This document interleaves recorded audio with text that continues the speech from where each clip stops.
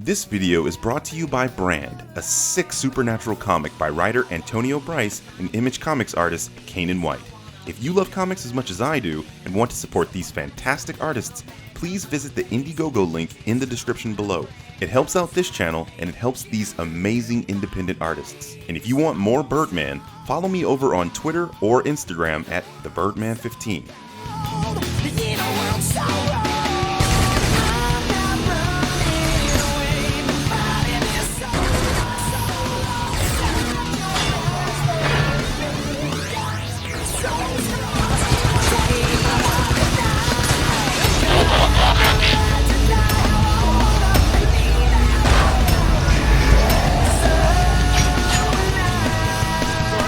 Hit a little traffic.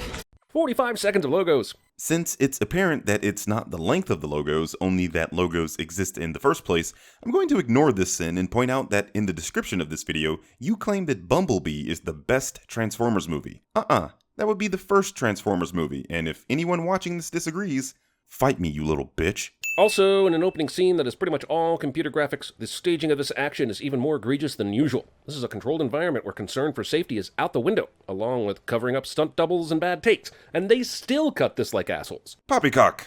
Poppycock? Really? What? I've always wanted to say it. Anyway, the action in this film is entirely in focus and very easy to see and follow. It's the only Transformers film that can say that. I mean, there are literally only 3 cuts in the scene you're talking about. Decepticons, attack! Autobots, fall back! I believe the look of confusion on Optimus Prime's mantle here is that, just like the audience, he too can't figure out the difference between the Decepticons and the Autobots in these movies. Sorry, but you're not going to lump Optimus Prime in with you and the other dumbasses that don't pay attention to something they're watching. Decepticons all have red eyes, while the Autobots have blue eyes. This has literally been a thing since the 1980s cartoon. I found a planet that's well hidden. Earth. Why is Earth well hidden? And why are you showing a giant hologram of it in front of the enemies who could see it? Earth is well hidden because it's far enough away from Cybertron to be insignificant to the Decepticons. And why is he showing a hologram of Earth in front of the enemies who could see it? What enemies? Like you assholes couldn't have blown this tower up a lot sooner. You've waited so long to do it that you allowed the plot to happen, and I cannot forgive that. Like I just tried to explain, the Autobots ran away from the fighting to this tower. The Decepticons are only just now arriving here. Did this dude in the very back of the formation need to use the halt signal? Who's he telling to halt here? No one, because it isn't the halt signal, it's the freeze signal. When patrolling, Marines will all use the signal as a sign that they saw and understood the signal. The real sin here is these 2 guys who aren't doing the signal. Also, in all the paintball training camps and all the giant forests in all the world, Bumblebee fell right into theirs. And isn't there a safer way for Autobots to enter a planet than crash landing into it? Just like in the Aquaman video, you just combine some random observation with a completely unrelated question and think you're saying something wrong with the film. Frankly, if B crashed into another forest, you'd be saying the same thing. Damned if you do. Man, why didn't you just do this before? Because before, B was running through the trees. I mean, are you seriously suggesting he should have transformed into a Jeep while in the thick of the forest? Remind me to leave Jeremy behind when we go look for the Blair Witch. You're not going to look for the Blair Witch. Black people don't do that kind of shit. Movie wants us to believe that Blitzwing takes the time to brand the missiles on the fighter jet he transforms into. That's not what the movie is suggesting. The Autobot and Decepticon logos are automatically grafted to their weaponry when they transform, as their weapons are a part of their bodies. Also, how does he even have missiles? Where are those stored when he's running around in Decepticon form? As I mentioned earlier, their weapons are a part of their bodies. This comic explains that Transformer weapons and ammunition are a natural byproduct of their bodies that replenish in much the same way as human hair and fingernails. But asking where the missiles are stored? The film literally answers this and you completely skipped it. And are hereby sentenced to death. During Charlie's introduction, we've had to endure 90 seconds of teen angst to the tune of Big Mouth Strikes Again, and now she's about to eat some Mr. T cereal. So I guess this is the hipster version of 80s nostalgia. Not quite as sugary as The Wedding Singer, but just as bad for your teeth. Are you just pointing things out on the screen or sinning hipsters? They're the same thing anyway. Can you drop your brother at karate on your way to work, please? I could if I had a car. From the moment Charlie walked in, everything about this scene has felt wrong. While the family is probably still recovering from Charlie's dad's death and it's still awkward, it appears that new family rules have started today for no reason. Then Charlie's mom inexplicably asks her to drop her brother at karate when Charlie has no car. It's like this family is meeting each other for the first time just this morning. This sounds as if, just like Charlie, you're suggesting that in order to drop something off, you must have a car to do so. If that's the case, how did Peter Parker drop off pizzas in Spider-Man 2? I get the whole putting a phallic-shaped food item in your mouth can be sexy, but a corn dog? I guess if I wasn't circumcised. What? Jeremy says people who aren't circumcised have corn dog penises. Charlie works at a place called Hot Dog on a Stick. Let me stop you right there. At a place called Hot Dog on a Stick? Are there seriously people that don't know Hot Dog on a Stick? Also, how exactly did Bumblebee transform into this Volkswagen Beetle? Everything about him was failing after Blitzwing fucked him up, and he was still able to transform. There were only 2 failures after Blitzwing's attack. His vocal synthesis and memory core. Those 2 things have nothing to do with his ability to transform, something that is intrinsic to him being, a transformer. I've got to see what happens to Alf this week. Who the says this? Doesn't everybody who watches a show say, I want to watch insert title of show here tonight? And seriously, why does Alf seemingly always appear when a movie goes back to the 80s? Alf fucking suck! Alf, what? Hold me back, Future Birdman. Hold me back! You sound like a little bumblebee. He really doesn't, but roll credits. She's clearly referring to the buzzing noises that he makes. You idiot. You dummy. You dumb ball. Dumb bag. Dumb schmuck. Dumby bumby bum pump. You bump. Gas station clearly has an identity crisis. Here the sign says gas and guzzlin', but the sign above the station says guzzlin' and gas. Jeremy, look at this sign. The shape of this sign means that only the word gas can fit on the red side. This simply means the sign has been reversed from this viewing angle. If they were just going to do this, then why were they ever in car form? Because once they copy a vehicle, they must transform into it at least once to acquire the properties of that vehicle in their robotic form. How underwhelming. Alien race comes down to Earth, sees like 10,000 square feet of area, and declares it to suck, cliché. Compared to Cybertron, it f***ing does. Did you put that robot junk away? Christina Hodson conveniently recycles dialogue from her unproduced robot porn script. Skip. 2 of them just made contact in Texas. Intel says they're heading west fast. We're going to Texas. Why Texas? Didn't he just tell you that they were in Texas and they were heading west fast? Maybe you want to investigate whatever they did in Texas, but they aren't there anymore, are they? Well, that depends. Texas is really f***ing big, and considering they were traveling as cars, if they landed in East Texas, let's say Marshall, it would take them over 11 hours to reach El Paso. It was sometime at night when the Decepticons got here, right? And they immediately headed west fast, according to the military? Even figuring Texas's huge size, wouldn't they be farther than this by now? None of this makes any sense. As I just explained, it clearly does make sense. Texas is huge, and they are traveling as cars. I mean, it would be about 2 hours as a flight. B-127's signal has gone silent. If B's signal's gone silent, what were you planning to do when you hit the West Coast, which encompasses California, Oregon, Washington, British Columbia, Yukon, and Alaska? Why haven't you discussed this with your partner already? Transformers are capable of living for millions of years, so the plan would be to simply wait for his signal to appear again once they got to their destination. Speaking of West Coast, Alaska is not a part of the West Coast. Hell, when Shatter pulled up a map showing the West Coast, the map clearly stopped at British Columbia. The only people that think that it is are Alaskans themselves. And we all know Alaskans are really Russianadians. Ravage. Eject. What the f*** was this guy expecting his robot dog to do here? Optimus is about to get surrounded anyway, so what's the goddamn point of using your attack dog? In the end, these movies are exactly what the Transformers the movie was, a long advertisement for toys. Ravage is a mini cassette based on a cat. He's not an attack dog. And I assume Soundwave wanted to soften Optimus up. No, why would you play this? Because how else is the audience supposed to remember you threw out your diving trophies, and that diving will be important in this movie later? This is supremely ironic because you know damned well if the film attempted to tell you that Charlie was a diver, you'd attempt to sin for exposition. You always complain about films not showing you information crucial to the plot. Now when you get it, you still sin it. Charlie clearly picks a tape from the bottom middle column of this box, and it's going to be Rick Astley. But earlier, there was no Rick Astley in this column when she was choosing tapes. Jeremy, a YouTuber with over 8 million subscribers, doesn't know what Rickrolling is. The song that plays is Never Gonna Give You Up, which is the ALF of 1980s music references. Jeremy, a YouTuber with over 8 million subscribers, doesn't know what I used to listen to this while we work on the Corvette. Father and daughter used to listen to Unchained Melody while working on a Corvette? I don't think so. Why the hell not? Also, this fucking laugh. If we tell them no, They'll just take their technology to the Russians instead. Dr. Bumblebee, or How I Learned to Stop Worrying and Love the Transformers. Jeremy makes a Dr. Strangelove ref. Also, I'm not sure which part of this is more insane. That Dr. Powell thinks the Decepticons can be trusted enough to use America's satellite systems, or that they would have any fucking knowledge of the US's issues with Russia. You have to understand that the US military was still in a Cold War with the Soviet Union in the late 80s. Literally any foreign technology was looked at as possibly part of the Russian war machine. You really want to go down in history as a man who caused us the Cold War? Because going down as the man that allowed the planet to be turned over to alien robots is so much better on a resume. From their perspective, the Transformers are their best hope at shutting down the Soviet Union, which, again, was the US military's most pressing concern in the late 80s. They were deceived by Decepticons. I mean, who'd have thunk, am I right? No one can know what you just saw. Actually, with the lack of boundaries her own family exhibits throughout this movie, I wonder how they haven't heard strange noises and investigated, or simply just walked in on her talking to her alien robot car. The movie is treating her mom's near miss like a one-time thing. Here's the thing. Any noises they hear will most likely be dismissed as Charlie tinkering with her car, and any talking she does will be dismissed as her simply talking to her car, which is a thing. Or at least a thing I do. I don't have any Transformers. No one can know what you just saw. You promise? Yeah. Power of boners will allow many secrets to be kept, and also give one the ability to not their pants when a car turns into a giant robot in front of them. Jeremy says boner. They're combining our technology seamlessly. Satellites, phones, computers.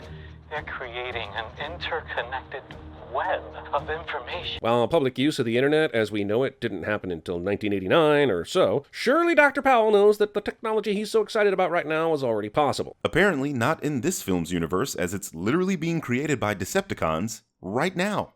Unless you're suggesting that Decepticons exist in the real world, which is obviously poppycock. PB, are you a pretender? Well, that's a stupid fucking question, considering we are the same person. I mean, not exactly. I'm technically from a parallel universe, so... He's a weird guy. You don't notice that about Paul? Could we just stop trying to make John Cena, the comedian, a thing in this movie? John Cena? The hell are you talking about? Where the heck do you see... This car is an embarrassment. You should have your dad buy you a better one. Oh, wait. Sorry. Movie didn't have enough conflict with Transformers battling each other and humans, so I'm glad it decided to add in some pointless Tina-Charlie jabbing for good measure. I mean, if you're going to pull a Godzilla and focus on the one thing we absolutely want to see in a Transformers movie, the humans, then you might as well give them a bit of characterization, don't you think? Homebound hijinks! Does this movie ever actually get to Bumblebee? Says this shows a scene of Bumblebee being Bumblebee. This is basically the E.T. gets drunk scene in E.T., except Charlie doesn't unleash a bunch of frogs on a science class and doesn't get to kiss Erica, a laniac. So it's not basically the E.T. gets drunk scene from E.T. Got it. I'm just going to point out here that the Decepticons' plan to take all our technology to find Bumblebee would have turned up nothing if he didn't suddenly get the urge to snoop around Charlie's house and stick his finger in an electrical socket. Not really. All it did was speed up the process. They definitely would have eventually found him, considering Bee's mission was to wait for and signal the other Autobots. The real sin here is that Bee stuck his probe into the ground and he got electrocuted. That's not how that works. I mean, I'm not saying to try it or anything, but try it. There's this quote that I like. The darkest nights produce the brightest stars. It's never gotten me laid before, but I'm thinking eventually it has to. Or he could just be a nice dude who wants to say something nice to a girl he likes. Not everyone thinks with their corndog penises. Tell us where Optimus Prime is hiding. They tried getting this information by torturing that cliff jumper guy earlier, but instead of working him over some more, they killed him. Then they traveled from Saturn to Earth and went through a whole bunch of just to ask Bumblebee the same questions he's way more unlikely to answer than the last dude was. Wait, what was that? Way more unlikely to answer than the last dude was. One more time. Than the last dude was. Last dude? Than the last, than the last, than the last, than the last, than the last. McKinnon Air Base. If Bumblebee's still alive, that's where they're keeping him. The movie expects us to believe that Memo is a teenager who would just be hanging out in his room watching the f***ing news. This convenient newscast is breaking news, something that would interrupt the scheduled program. Even if it weren't, are you suggesting that there aren't young people that watch the news? Only a Sith deals in absolutes. We will fight on. Regroup. Rebuild. Why does this recording even exist, other than to give the Decepticons and Charlie an easy way to learn what's going on? Optimus told B everything before he sent him off to Earth. Did Optimus have a what if B loses his memory after a fight with Blitzwing and John Cena backup plan in place? The recording exists because B recorded what the leader of the Autobots was saying at the beginning. It's as simple as that. I am coming. Prime is coming here. They're all coming here. And it's gonna get messy. Quick, call in the Bukkake experts. Also, Dropkick, Prime won't be here until the sequel. Sure, in the actual 80s, he would have been in this movie, but it's the 2010s, and we've got film universes, and these things have to be spaced out so we can bitch on Twitter about it. Yep, that's not true. Optimus actually shows up on Earth at the end of this film. Dropkick just won't be around to see it. Shatter and Dropkick didn't hear this. Do you see the glow on her face as Dropkick drops Bumblebee? Jeremy continues to misunderstand things that are happening at the same time. You gotta wake up.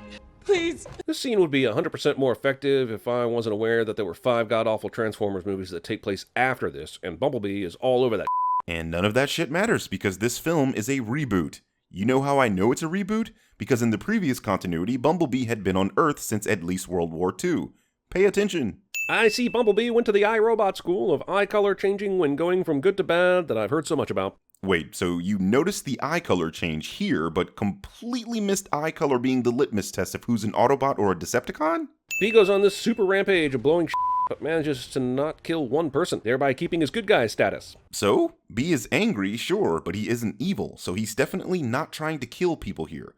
Hurt them? Sure. But the part of this scene you cut out shows that B is still consciously doing these things. If the Decepticons find Earth, then our people are truly finished. Yes, but the Decepticons only realized that Earth was important because of this very message. They didn't know Earth was the new base until Dropkicked Bumblebee, and the hologram of you popped up. 3 Decepticons so far have found Earth, but it meant nothing. Sorry for the trivialities here, but what Optimus really meant was that the Decepticons learned that Earth was the new base, it would be bad. Dude, you are literally just repeating what happened on screen and saying, this is a sin. We all know what Optimus meant when he said what he said, that Earth would be the new home of the Autobots, and if the Decepticons found out, they'd be in trouble. This is not breaking news. Also, not to be outdone by the Fast and Furious films, next summer we'll get the Otis and Ron movie, where they get called in by the government. Skip! I'm sure someone's winning here. Let's see, the blue one kicked the yellow one, and then got slammed into the thing. So we'll carry the 1, minus the 5. Yep, definitely don't know or give a Again, this film is to be lauded for actually keeping the action in frame and easy to see. This is the only Transformers film to do this. What the hell are you talking about? Also, again, when they went to Earth, did they not tell any of their superiors that's where they were going? After the first one that came down to kill Bumblebee died, it's crazy they haven't sent more Decepticons down here after Shatter and Dropkick located B's signal. It's likely that Shatter and Dropkick wanted all the glory to themselves. The Decepticons operate on a loose meritocracy. All I have to shoot are bullets right now. I mean, sure, I have missiles, but why bother? In her very next scene, they show her using the missiles. Oh, there's my missiles. Sorry about the bullets earlier. Why are you the way that you are? Honestly, every time I try to do something fun or exciting, you make it not that way. I hate so much about the things that you choose to be. I mean, you fired on us early and probably killed some of my men, but I guess we're cool now. High five? So now you're contradicting yourself as the cherry on top of this shit Sunday of a Sins video. You specifically intimated that Bumblebee did not kill any of his men earlier. Super rampage of blowing but manages to not kill one person. And now you're pretending that he did. Shatter jumps down from the top of the tower and then transforms into a jet. Why not just stay in your robot form and slice Charlie up instead of impotently staring at her in jet form? Jeremy sends Transformers for transforming. This entire finale reminds me of Iron Man 3. You could splice scenes from it into this one, and no one would notice. Well, I noticed, especially considering the low quality footage that you used. Hey, soldier! What? What is happening on screen? Everyone driving on the bridge sees this, right? Charlie could have tried a more secluded spot for this farewell. Jeremy continues to believe that people just look up for no reason, when it's been scientifically proven that most people do not. Especially not people driving in traffic on a bridge that is suspended over water. Never forget you. But I guess everyone else will, because I have no fucking clue why the government is shocked when these things show up again in 2007. This is a reboot, you moron. God damn, all the money CinemaSins has and you refuse to actually research the shit you put out for your millions of subs? To you people that come here to defend CinemaSins, this is how much he cares about y'all. Subscribe to Birdman.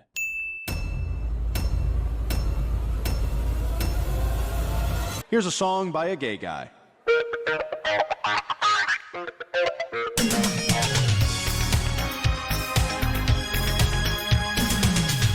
We're no strangers to love. You know the rules, and so do I. A full commitment's what I'm thinking of.